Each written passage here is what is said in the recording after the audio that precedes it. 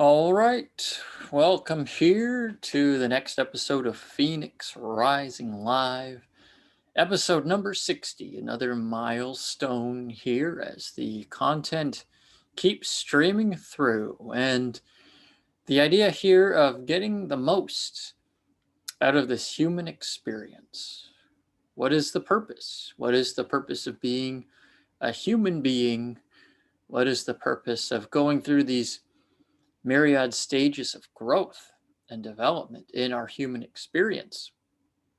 For some, they maintain a similar continuity in their personality and their way of being, their state of being through their entire life, from beginning to end. And there may be some pivotal experiences in their early childhood years that shape their personality, and then they carry that forward, and that's who they are.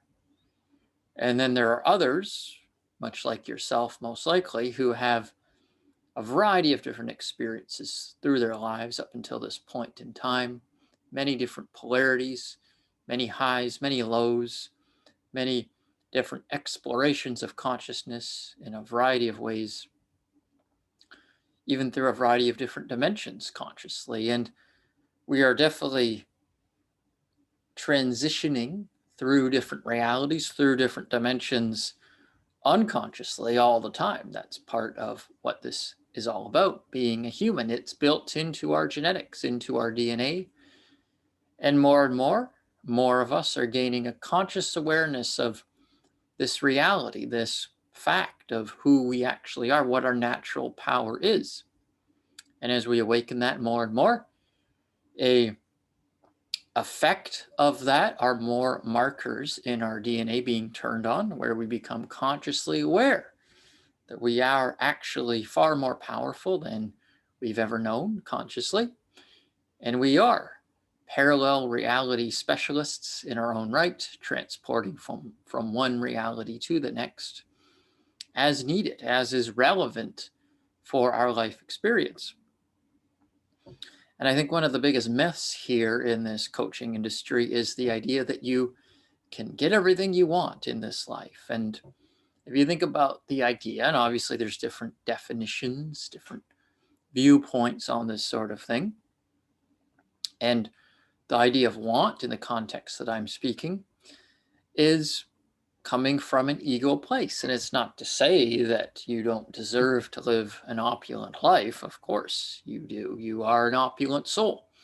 And so your physical reality will reflect that more and more.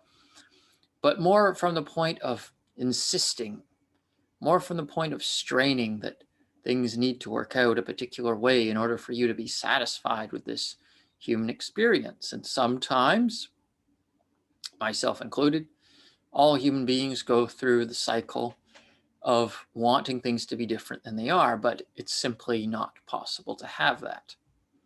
In the moment, things are what they are, and knowing that they will naturally change and transform is essential to accepting things as they are in the moment. Because if you know they're going to change, if you know they're going to transform in the way that they need to, then why get upset about what's currently happening? It's much more powerful to come from a place of acceptance. And that's when it'll change as needed. So rather than looking at it like, I am living this life to get everything that I want from it, want implying a lack. If you look up the idea, the definition of the word want, it implies not having. It's a vibration of not having. That's what the vibration of want is. So rather than even having that as a word, even having that as an idea, what do you need? And knowing that you have everything you need in the moment. So how do you get the most out of this human life experience is to simply accept that you have everything you need from moment to moment. And that's not about settling. Well, I'm not satisfied with what I have. Well, are you truly embracing and appreciating what you have? Because if you knew what you are, if you knew your full extent and power as a human being, being blessed with this body for this period of time, as an experience of consciousness exploration to which will never end for you, then how could it not be a gift? Life is a gift. The present moment is a gift. It's not a coincidence by mistake that the present is called a present. Rather than calling it the present, think of it, it's a gift. I'm in the gift. I'm in the moment.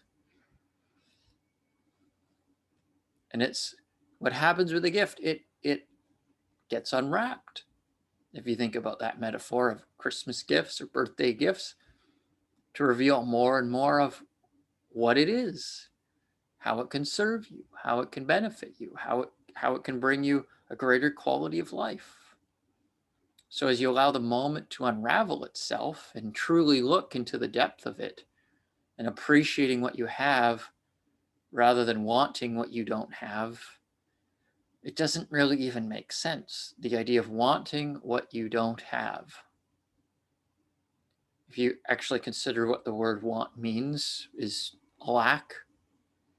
So lacking what you don't have. You're always going to lack what you don't have because you don't have it. And you don't have it because you don't need it. So getting the most out of this human experience is accepting fundamentally that you have everything you need from one moment to the next. The resources show up as needed. The conversations occur as required for you to grow with the perfect timing. And when you get those subtle ideas to move your life forward in some way, shape, or form, take that action. Allow that inspiration to move you. And discern simultaneously, is it coming from a place of enthusiasm, genuine passion, or from a place of anxiety and fear? And you can trust the process either way, because even if you're doing things from a place of fear, they'll only go as far as they need to go for you to learn the lessons you need to learn. And we're all at different levels of being a student. So some of us may be harder learners. Some of us may be happier learners, and so we learn more quickly, seemingly.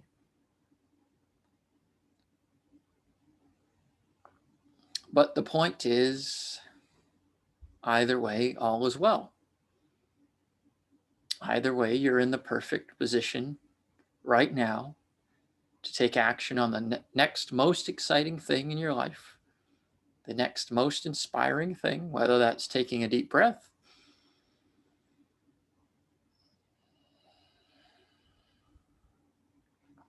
and embracing the moment, and awaiting the instructions of your higher mind.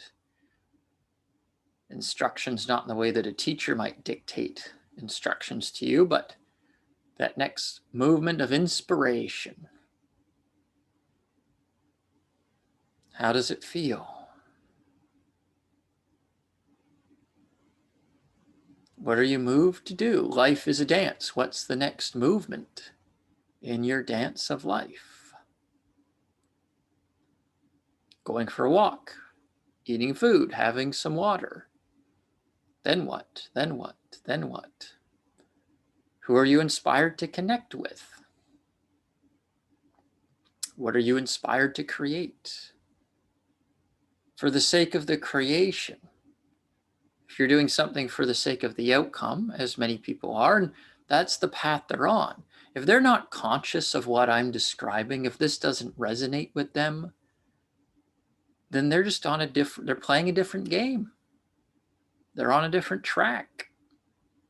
And it might work really well for them, and it may not work at all well for you. And that's because you're on a different track.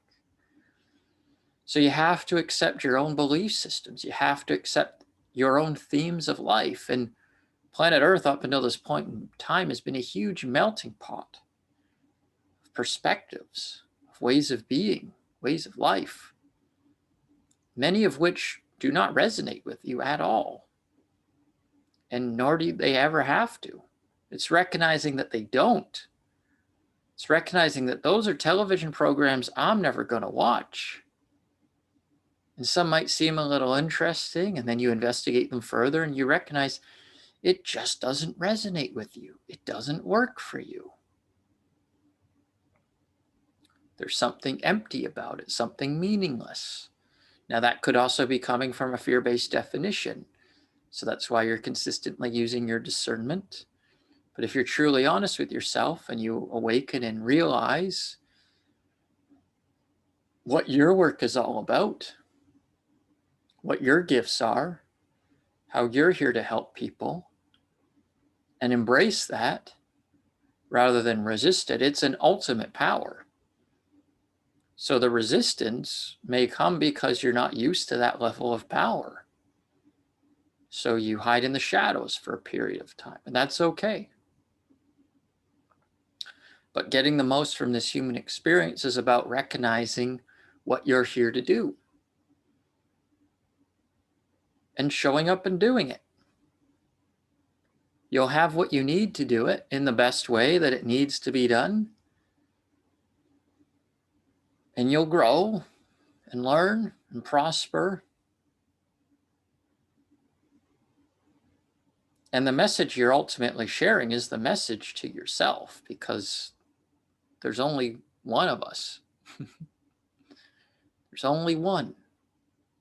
And we're merely reflections of one another. And of course, we're all having our own individual conscious experience. No one's a robot or anything like that.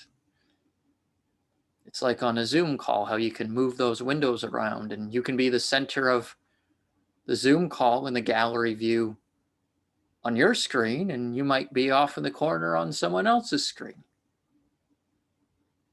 We're all experiencing one another in the way that we need to for our growth.